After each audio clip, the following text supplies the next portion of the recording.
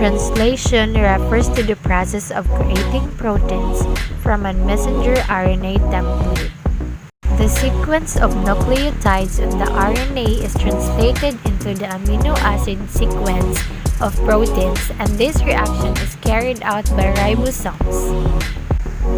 Ribosomes and tRNA dock on a mature messenger RNA transcript and recruit multiple enzymes in an energy-intensive process that uses ATP as well as GTP.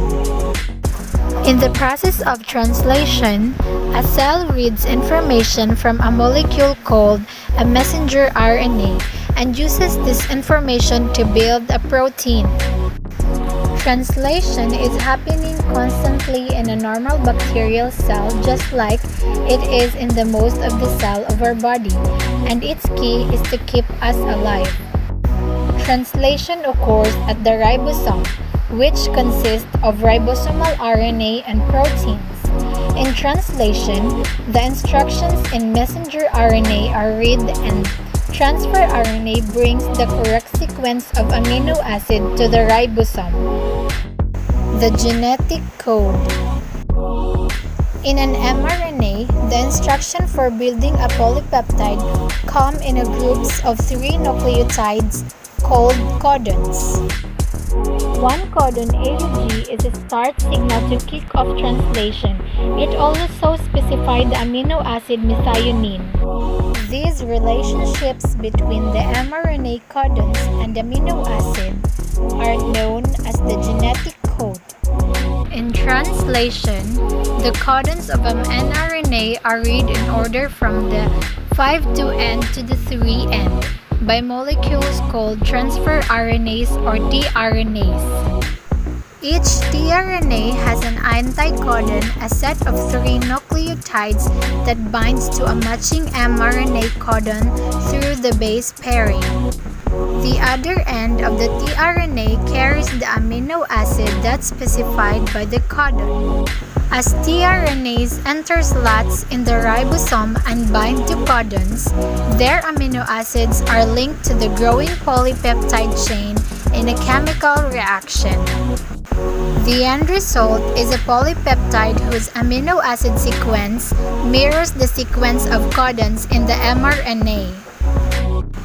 In the mRNA untranslated region, the process is that the entire stretch of mature mRNA does not consist of codons that are translated into amino acid sequence of a protein.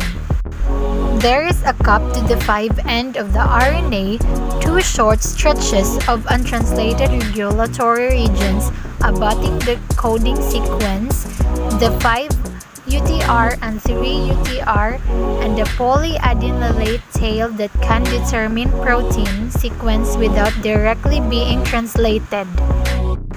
These regions are involved in the export of mRNA from the nucleus, protection from enzymatic degradation, and regulation of translation activity. They contain binding sites for proteins that can enhance or reduce translation, docking sites for ribosomes and other parts of the translation machinery, as well as enzymes that can catalyze the degradation of mRNA when the protein requirement of the cell is met. Transfer RNA act as adapter molecule between mRNA and amino acids, bringing the appropriate amino acid to it, the ribosome, based on mRNA codons. Transfer RNA contain a 3-base anticodon that can recognize and bind with mRNA as well as act as a signal for the correct amino acid. The anticodon sequence is complementary to the mRNA codon and runs in an antiparallel direction, allowing the 2 molecules to base pair with each other.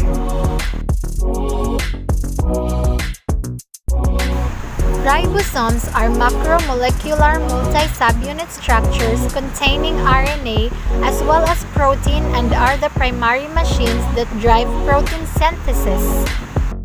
The ribosome contains two subunits, and translation is initiated when the smaller subunit binds to sequences upstream of the coding sequence on the mRNA.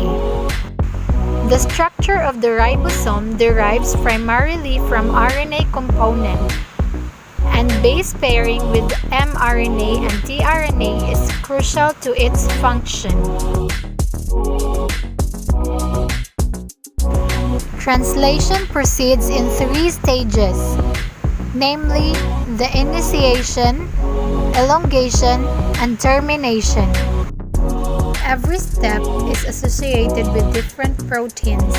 ATP and GTP are used as energy sources. Translation begins with the mature mRNA transcript being exported from the nucleus and its 5' being recognized by the smaller subunit of a ribosome.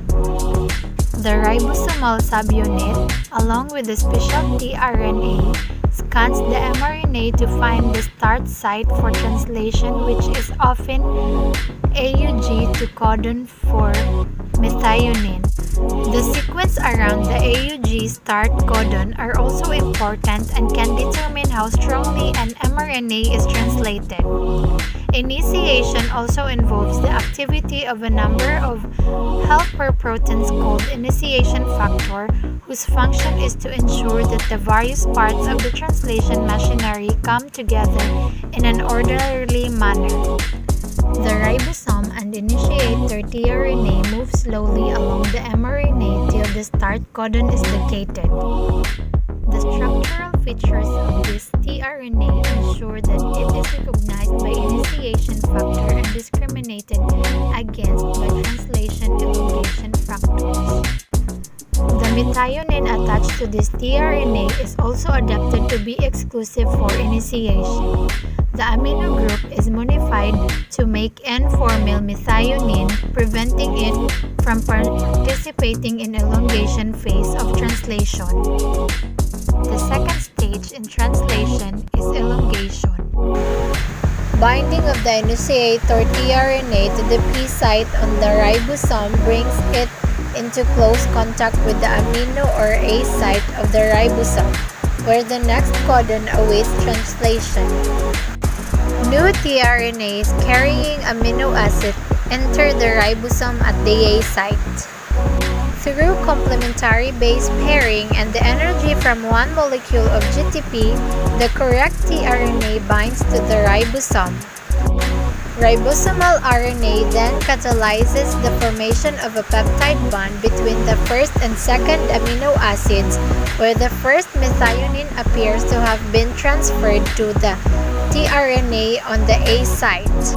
Once the peptide bond is formed, the empty tRNA exits the ribosome and the ribosome itself moves ahead by exactly one codon, so that the tRNA on the A site moves into the P site. The last stage for translation is the termination. When a stop codon is present at the A site, it is recognized by a set of proteins called release factors. They induce the ribosome to attach a molecule of water to the growing polypeptide chain rather than another amino acid. This terminates the process of translation and releases the polypeptide from the ribosome. As the mRNA moves relative to the ribosome, the polypeptide chain is formed.